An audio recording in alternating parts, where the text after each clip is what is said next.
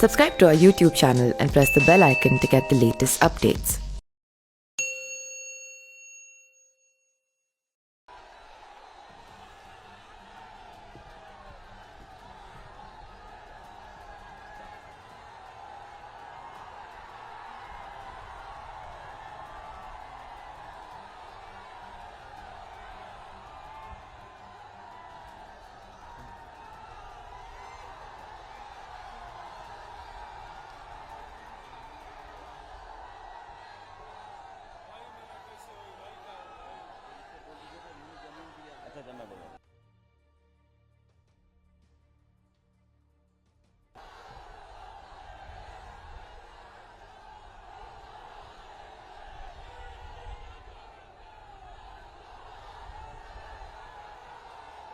मंच पर हमारे साथ सुहेलदेव भारतीय समाज पार्टी के राष्ट्रीय अध्यक्ष ओम प्रकाश राजभर जी अभी आपको संबोधन कर रहे थे और बड़े ध्यान से मैं उनका भाषण सुन रहा था। बहुत ध्यान से मैं उनकी बातें सुन रहा था। मैं इस मैदान को भी देख रहा हूं। जहां तक मुझे दिखाई दे रहा है पूरा मैदान भरा दिखाई दे रहा है। पूरा मैदान भरा है। पीछे तक लोग हमें दिखाई दे रहे हैं। केवल ये महापंचायत नहीं चल रही है। जरा मुड़ करके देखो दाईं तरफ। दाईं तरफ एक दूसरी महापंचायत है। बाईं तरफ देख लीजिए अभी पीछे दिखाई दे रहा है। पीछे और जो हम टेंट के नीचे देखें अगर तो मैं देख रहा हूं कि अभी भी लोग खेतों से चल करके आ रहे हैं। जो सड़क हल्दर मैदान को जोड़ रही है, जो सड़क हल्दर मैदान को जोड़ रही है, सब तरफ लोग ही लोग दिखाई दे रहे हैं। ये पीला रंग सुहेलदेव भारतीय समाज पार्टी का है। ये पीला रंग पीला ही पीला दिखाई दे रहा हमें। देखिए इधर और लाल टोपी भी सर में है। लेकिन सोचो हम मैदान में लाल और पीले वाले इकट्ठे हुए हैं।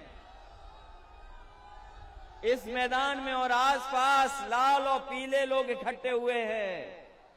लेकिन हमें और आपको देखकर कोई जाने कहां लाल पीला हो रहा होगा।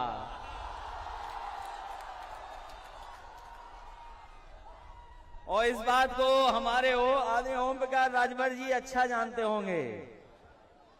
जब पीला और लाल एक हो गया तो दिल्ली और लखनऊ में लाल पीला कौन हो रहा है?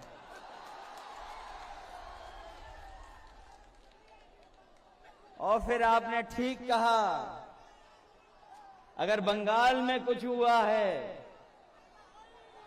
अगर बंगाल में कुछ हुआ है तो ठीक कहा है आपके अध्यक्ष जी ने कि अगर बंगाल में कुछ हुआ है तो यहाँ के लोग भी और पूर्वांचल के लोग भी खदेड़ा कर करके दिखाएंगे। यहाँ भी खदेड़ा होगा।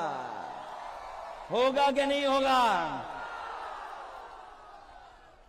और मैंने लखनऊ में कहा था, मैंने लखनऊ में कहा कि जिस दरवाजे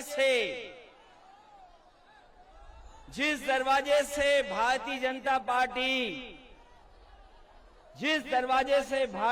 पार्टी सत्ता में आई है, वो दरवाजा ओम प्रकाश राजभर जी ने बंद कर दिया है और हम लोगों ने मिलकर के उसमें छटकनी लगा दी है। बताओ अब भारतीय जनता पार्टी का क्या होगा? इसलिए इस मंच पर उपस्थित सुहेलदेव भारतीय समाज पार्टी के राष्ट्रीय अध्यक्ष ओम प्रकाश राजभर जी, मंच पर उपस्थित प्रेमचंद प्रजापति जी, समाजवादी पार्टी के नेता बलराम यादव जी, अनिल सिंह चौहान जी, पूर्व मंत्री कई बार के विधायक दुर्गा जी, राम सागर बिन जी, दयाराम पाल जी, बाबूराम पाल जी, राजीव राय जी, सुनील सिंह अर्घवंशी जी, अरशद अंसारी जी, सतीश बंजारा जी, बालक चौहान जी, Gulab Singh खंगवार, doctor Arvind Rajbhar ji, Arun Rajbhar, Mahendra Rajbhar, Salik Yadav ji, doctor Baliraj, Rituraj Kashyap, Premchand Kashyap ji, doctor Mahesh चंद प्रजापति जी और बड़ी संख्या में मंच पर उपस्थित सभी सुहेलदेव भारतीय समाज पार्टी के नेता, समाजवादी पार्टी के नेता,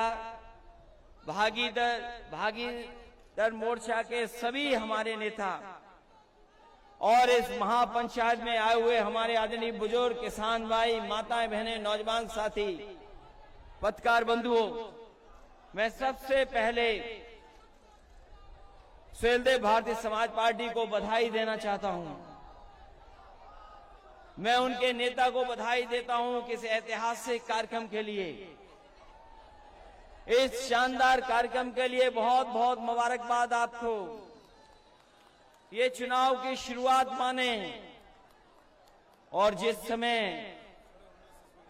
पूर्वांचल जाग जाता है, जिस समय पूर्वांचल के लोग चल देते हैं, वो निश्चित दिन हो जाता है कि इतिहास बदलेगा और जो हम आप वंचित समाज, पिछड़े, दलित, अल्पसंख्यक, जिनको अधिकार नहीं मिले, जिनको सम्मान नहीं मिला, मुझे पूरा भरोसा है कि आने वाले समय में जो चुनाव होगा, उत्तर प्रदेश से भारतीय जनता पार्टी का सफाया होने का काम होगा।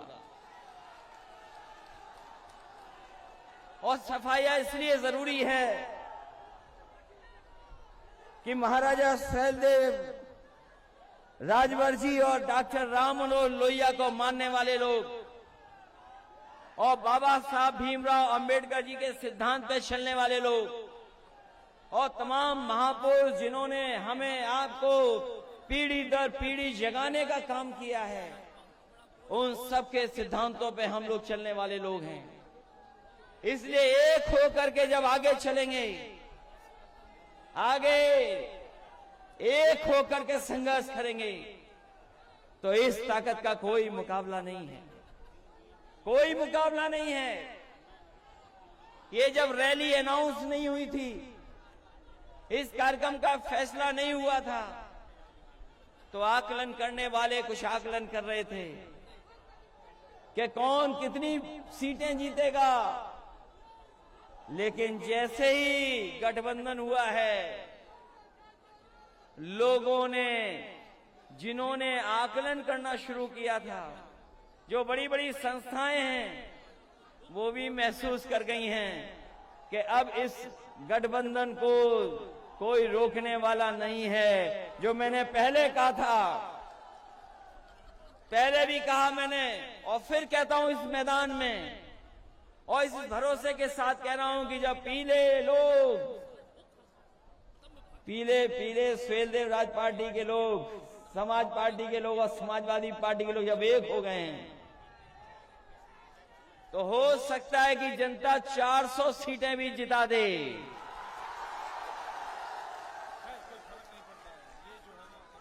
जो ज्यादा बोलते थे, जो लोग ज्यादा बोलते थे, वो अपना गिनती नहीं ठीक कर पा रहे हैं। जो ज्यादा बोलते थे, बताओ वो क्या गिनती करेंगे। इसलिए ये आपका भविष्य बनाने का चुनाव है, आपके भविष्य का चुनाव है। जो खोया हुआ सम्मान, उस सम्मान को पाने का चुनाव है। जो आपने सम्मान खोया है, उस सम्मान को पाने का चुनाव है। बताओ एक होकर के सफाया होगा भारतीय जनता पार्टी का? नहीं होगा।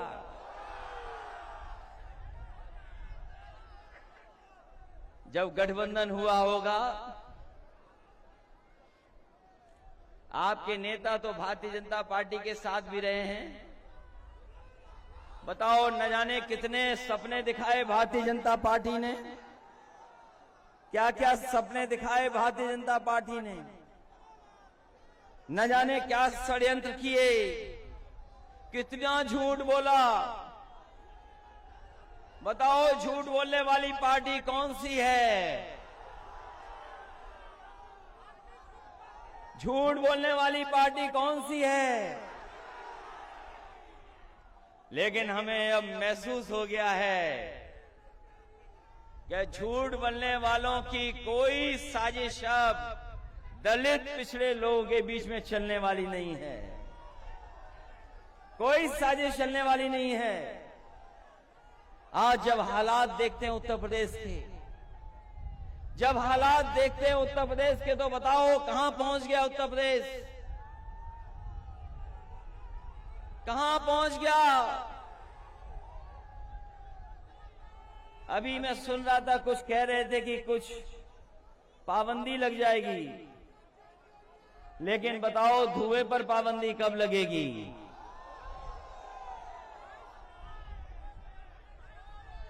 किसी पे पाबंदी लगाने की बात कह रहे थे, लेकिन धुआं भी है, उस पर भी पाबंदी लगनी है। जो धुएं में रहते हैं वो बताओ क्या समझेंगे गरीबी को? क्या सपना दिखाया कि चप्पल पहनने वाला हवाई जहाज में चलेगा?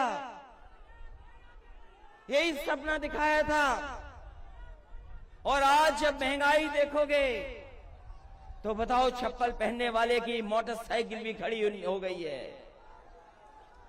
जिन लोगों ने सपना दिखाया कि चप्पल पहनने वाले लोग हवाई जहाज में जाएंगे, आज पेट्रोल की कीमत क्या है? आज उनकी मोटरसाइकिल खड़ी हो गई। और अगर मोटरसाइकिल लेकर निकलते भी होंगे तो हो सकता है कि कुछ लोग ऐसे खड़े जो चालान के बाद चालान दे देते हैं। क्या हालत कर दी उत्तर प्रदेश की? क्या याद नहीं है आपको, जिस समय लॉकडाउन लगा था? लॉकडाउन लगा, याद हो आपको? लोगों को अपने सहारे पे छोड़ दिया, जो जहां था वैसे ही छोड़ दिया। कोई इंतजाम नहीं किया गरीबों का, और गरीबों को छोड़ दिया कि जाओ अपने घर पहुंच जाओ। जो गरीब थे अपना सामान लेकर के, अपनी पोटली लेकर के, जो कुछ कमाया हुआ था सब कुछ लेकर के, कोई महाराष्ट्र से चल दिया, कोई गुजरात से चल दिया, कोई देश के दूसरे हिस्से से था, वो अपने गांव पहुंच गया। लेकिन इस सरकार ने कोई उनकी सुध नहीं ली, कोई मदद नहीं की सरकार की, कोई सरकारी मदद नहीं हुई। न जाने कितनों की नौकरी छूट गई। तमाम हमारे मजदूर चलते चलते जो दूर दूर से आए थे उनकी जान चली गई। कोई सरकार ने मदद नहीं की। और जब बीमारी आई, जब कोरोना जैसी बीमारी आई, जिस समय सरकार को सबसे ज्यादा मदद करनी थी, सरकार ने मदद नहीं की। आपको बेसहारा छोड़ दिया। आपके ऊपर कोई मदद का सहारा नहीं रहा। आप बहुत सारे आपके सगे संबंधी इलाज और दवाई के लिए घूमते रहे। न दवाई मिली, न अस्पताल मिला, न बिस्तर मिला, और न ऑक्सीजन मिली। तमाम हमारे लोगों के, गरीबों की जान चली गई। कोई सरकार ने मदद नहीं की। जिस समय बीमारी थी कोई मदद गरीब की नहीं मिली, और बेसहारा होकर के लोगों की जान चली गई। लोगों को अनाज छोड़ दिया। न जाने कितने लोगों के घर में कोई नहीं बचा। ये संकट पैदा किया भारतीय जनता पार्टी ने। और अभी सुनने में आया कि बड़े बड़े मेडिकल कॉलेज खोले गए हैं। बड़े बड़े मेडिकल कॉलेजों का उद्घाटन हुआ है। उन पे पर्दा लगा दिया गया उद्घाटन को लेकर के, और जब पर्दा हटा तो अंदर कुछ भी नहीं दिखा, खोखले थे सबके साथ। अभी जो मेडिकल कॉलेजों का उद्घाटन हुआ, बताया कि यहां बिस्तर हो गए, गरीबों के लिए इलाज और दवाई होगी। 9 मेडिकल कॉलेज खोलने का वादा किया, सपने दिखाए, पर्दा लगा करके उद्घाटन कर दिया, लेकिन जब पर्दे के अंदर देखा तो सबके सब मेडिकल कॉलेज खोखले थे। उनके अंदर न डॉक्टर, न दवाई का इंतजाम, न बिस्तर, केवल गरीबों को धोखा देने का काम कर रहे हैं। और अजीब सरकारें हैं। कैसी सरकारें हैं सोचो आप। दिल्ली वाले लखनऊ के लिए झूठ बोल रहे हैं और लखनऊ वाले दिल्ली वालों के लिए झूठ बोल रहे हैं। कैसी सरकार। जिन्होंने गरीब की मदद करनी थी वो गरीब की मदद नहीं कर पाए। जो कारखाने बड़े बड़े थे जिनमें नौकरी और रोजगार मिल जाते हैं, बताओ वो नौकरी वाले कारखाने, रोजगार वाले कारखाने कहां चले गए? बताएं हिसाब किताब कहां है वो कारखाने? यही नौजवान नौकरी और रोजगार ढूंढ रहे हैं। क्या भविष्य है इनका बताओ? नौजवानों सोचो कभी, क्या भविष्य है आपका? क्या भविष्य बना दिया आपका? न नौकरी न रोजगार। और जिनमें नौकरी और रोजगार भी कारखानों में मिल जाते वो सरकार ने बेचने का काम किया है। वो सब बिक गए। ये हमारा उत्तर प्रदेश देश इसलिए पहचान है इसकी, इसलिए पहचान है क्योंकि हम और आप लोग एक साथ रहते हैं। जब हम याद करते हैं महापुरुषों को, जब हम याद करते हैं बाबा साहब भीमराव अम्बेडकर को, जब हम याद करते हैं डॉक्टर राम मनोहर लोहिया को, जब याद करते हैं आजादी के संघर्ष को, और जब हम तुलना करते हैं दुनिया में अपने देश की, तो कहां देश को पाते हैं? कभी सोचो आप कि आपका प्रदेश और देश कहां पहुंच गया है। आज प्रदेश में भूखमरी है। हमारे गरीबों पे भर पेट खाना नहीं मिल पा रहा है, कपड़े नहीं है, और जिस तरीके से महंगाई बढ़ रही है, इस महंगाई के कारण गरीबों को आत्महत्या करनी पड़ रही है। हमारे किसान भाई हैं, मजदूर हैं। बताओ किसान भाइयों, यही भारतीय जनता पार्टी ने वादा किया था कि तुम्हारी आय दोगुनी हो जाएगी। याद है कि नहीं याद है आपको? यही भारतीय जनता पार्टी ने वादा किया था कि हमारे किसानों की आय दोगुनी हो जाएगी। कौन सी फसल की आय दोगुनी हो गई बताएं हमें?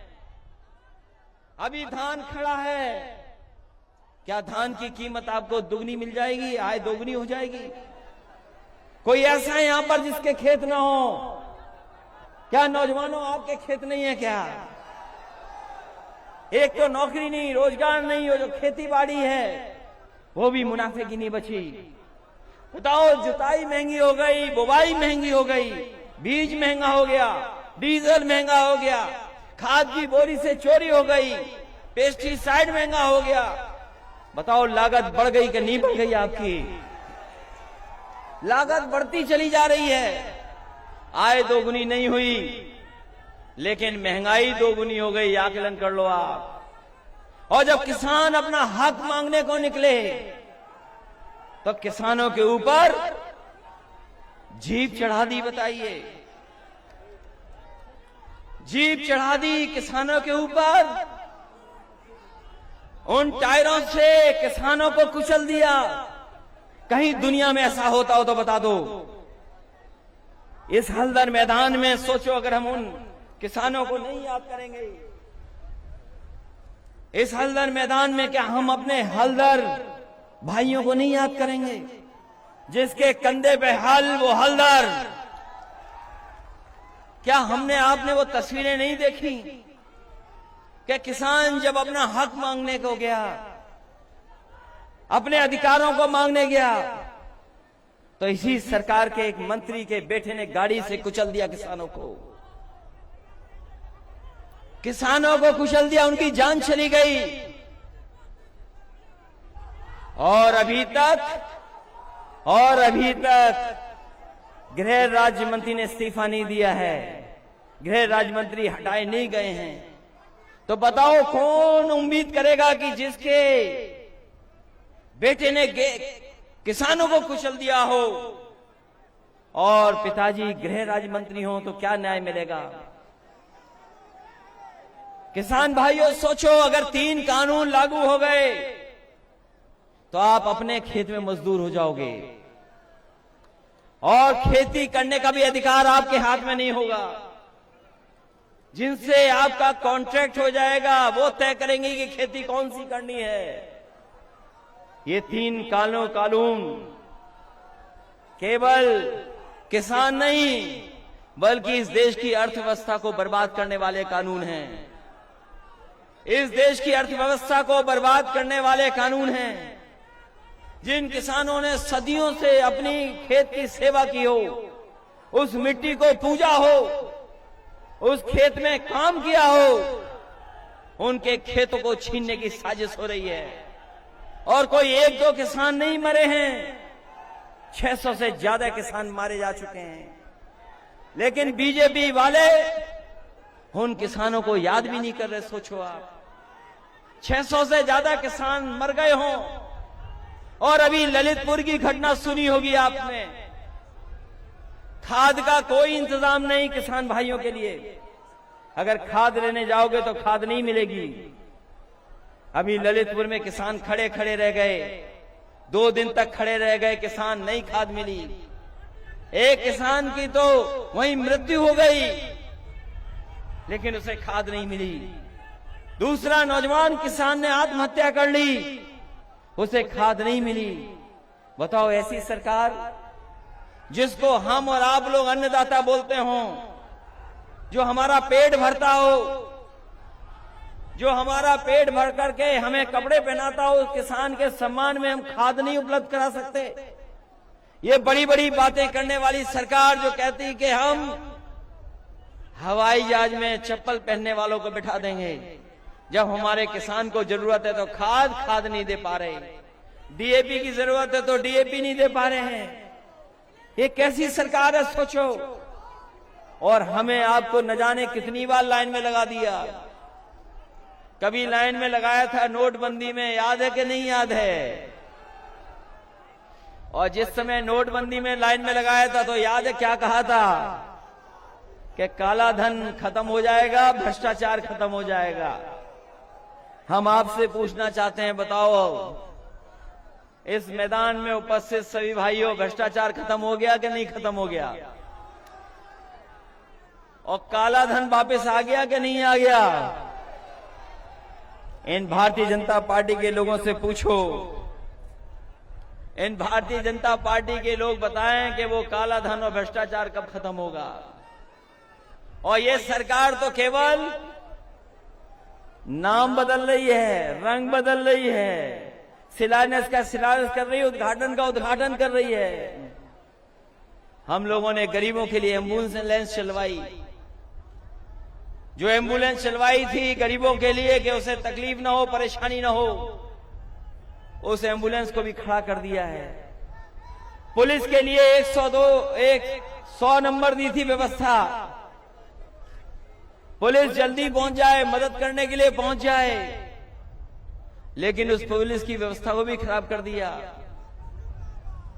और ये पूर्वांचल की खुशहाली के लिए सबसे बड़ी सड़क बनाई थी, ये पूर्वांचल के लिए सबसे बड़ी सड़क बनी थी, ये अभी भी पूरी नहीं हुई है। ये मऊ को जोड़ने वाली सड़क जो आगे चली जाए गोरखपुर, सलीमपुर, वो भी अभी नहीं बनी सड़क। जो काम शुरू किए गए थे वो अभी भी पूरे नहीं हुए। बताओ कहां काम पूरे हो गए? कोई नया काम किया हो तो बता दो। हमारे किसान भाइयों, अगर 500 रुपया आपसे दिया जा रहा है सम्मान में, तो डीजल, पेट्रोल, खाद और महंगाई का हिसाब लगा लेना। अगर आप हिसाब लगाओगे तो आपकी घाटे में खेती है, घाटे में जा रहे हो। आप मुनाफे में नहीं जा रहे हो, घाटे में जा रहे हो। और सिलेंडर पे बहुत मांगा गया था वोट, हमारे गरीबों को सिलेंडर बांट करके बहुत वोट मांगा गया था। बताओ गरीब भाइयों, कहां सिलेंडर भर पा रहे हो? आप सिलेंडर भर पा रहे हो? तो इसलिए याद रखना, इन्होंने बहुत झूठ बोला है, बहुत लोगों को गुमराह किया है। इसलिए अपने वोट से सम्मान वापस लेने का काम करोगे कि नहीं करोगे?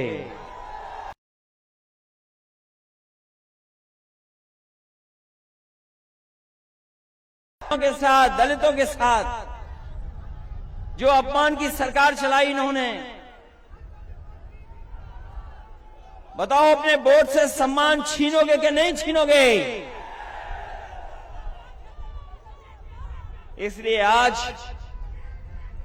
मैं कह सकता हूं ये ऐतिहासिक कार्यक्रम में हुआ है, ऐतिहासिक। मुझे जानकारी मिली है कि मऊ से बलिया पूरी सड़क जाम है। अभी बलिया के लोग नहीं पहुंच पाए यहां पर, पूरी जाम है सड़क। और इस मैदान को भी बड़ी मुश्किल से मिला है हमें और आपको एक जगह इकट्ठा होने के लिए। इस मैदान को देने वाले उत्तम सिंह जी को भी मैं बधाई देता हूं, धन्यवाद देता हूं कि कम से कम उन्होंने मैदान दे दिया जिसमें ऐतिहासिक कार्यक्रम संपन्न हुआ है। इसलिए मैं आपसे कहना चाहता हूं,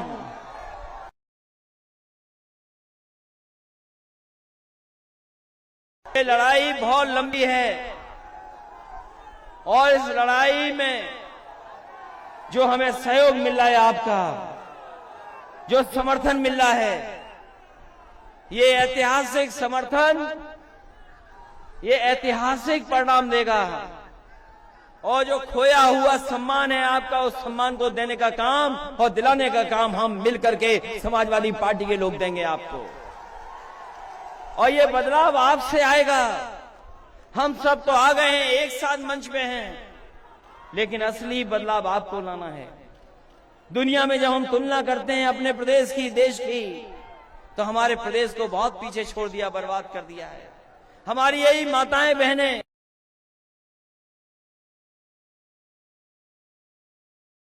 यदि पेंशन छीन ली 500 रुपए की, आप सरकार बनाओ, महंगाई बढ़ गई है, हमें अगर 3 गुना भी बढ़ा के देना पड़ा तो इन माताओं बहनों का सम्मान करने का काम समाजवादी पेंशन से देने का काम होगा। इस सरकार ने कोई बिजली नहीं बनाई, इस सरकार ने कोई बिजली नहीं बनाई। अब थोड़ी बहुत शायद बनाई हो तो बनाई हो, लेकिन 4.5 साल में कोई बिजली नहीं बनाई। और बताओ बिजली के बिल कितने महंगे हो गए आपके, जब आपने डबल इंजन की सरकार बनवा दी। एक इंजन वाली सरकार नहीं है, डबल इंजन वाली सरकार है। तो बताओ बिजली के बिल कितने महंगे आ रहे हैं आपके पास, न जाने कितने महंगे आ रहे हैं। और ये हमारे नौजवान मोटरसाइकिल चलाने वाले, बताओ पेट्रोल कितने में भराना पड़ रहा है? 100 के पार हो गया कि नहीं हो गया? और ये सरकार चलती रही तो हो सकता है चुनाव तक 150 न पहुंचा दे। ये याद है, ये सरकार कहती थी कि डॉलर ऊपर बढ़ रहा, रुपया नीचे जा रहा है। याद है कि नहीं याद है? बताओ डॉलर कहां चला गया, रुपया कहां पहुंच गया है?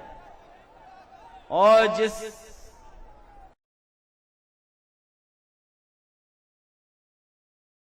अकाउंट है हमारा कितना, 100 रुपया पार हो गया है।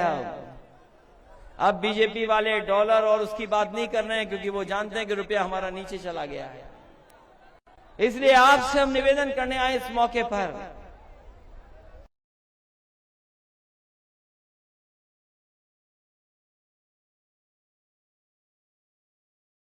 गरीब, वंचित, दलित, अल्पसंख्यक, पिछड़ों को एक साथ जोड़ करके उनके हक और सम्मान को दिलाने के लिए साथ आए हैं। और मैंने शुरू में जो बात कही, उस बात को मैं फिर दोहराता हूं कि स्वयंदेव भारतीय समाज पार्टी ने और उनके राष्ट्रीय अध्यक्ष ओम प्रकाश राजभर जी ने दरवाजा दिखाया था भारतीय जनता पार्टी को। वो जो दरवाजे से भारतीय जनता पार्टी ने सत्ता पाई है, उस दरवाजे को आप बंद कर देना। बताओ बंद करोगे कि नहीं करोगे? अगर आप बंद कर दोगे तो भारतीय जनता पार्टी का सफाया हो जाएगा।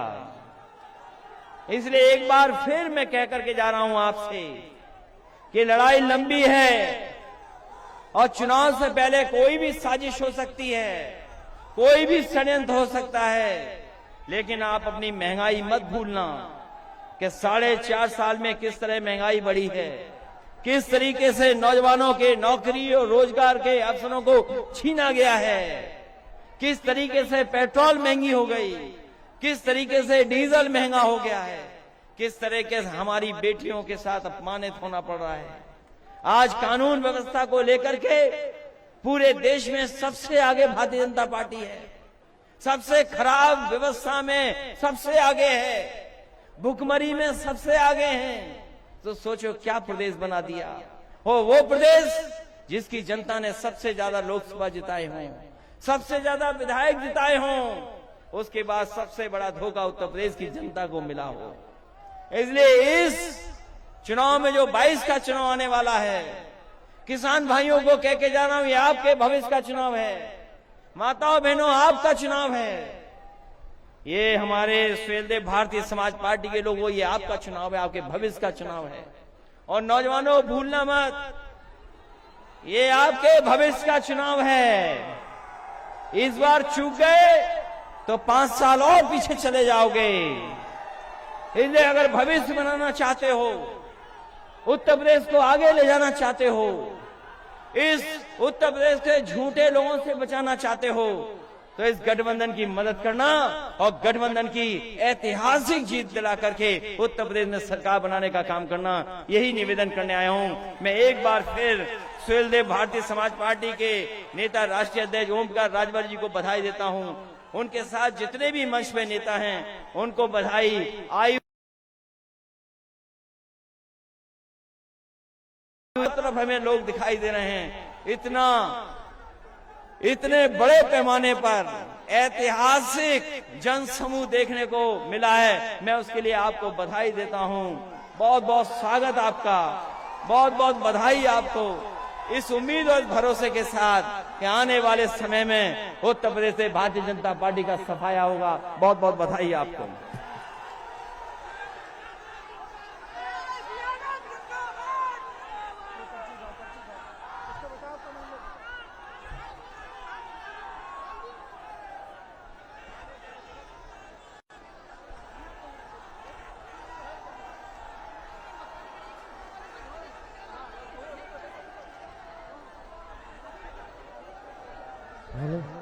उपेंद्र चौहान जी का मोबाइल और पैन कार्ड, सिम कार्ड और एटीएम कार्ड कहीं खो गया है। साथियों, जिन साथियों को मिला हो कम से कम उनका एटीएम कार्ड और पैन कार्ड देने का काम करेंगे। उपेंद्र चौहान जी का पैन कार्ड और सिम कार्ड खो गया है, उसे कहीं मिले इसी साथी को तो उन्हें देने का कष्ट करेंगे। मैं इसी आशा विश्वास के साथ उनका एटीएम और पैन कार्ड आप जरूर पहुंचा देंगे।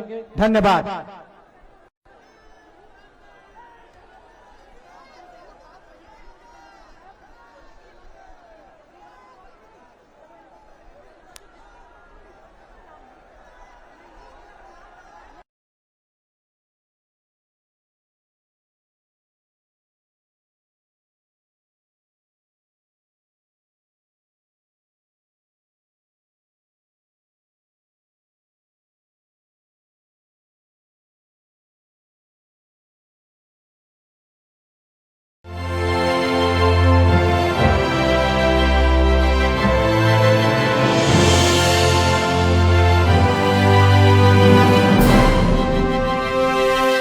Subscribe to our YouTube channel and press the bell icon to get the latest updates.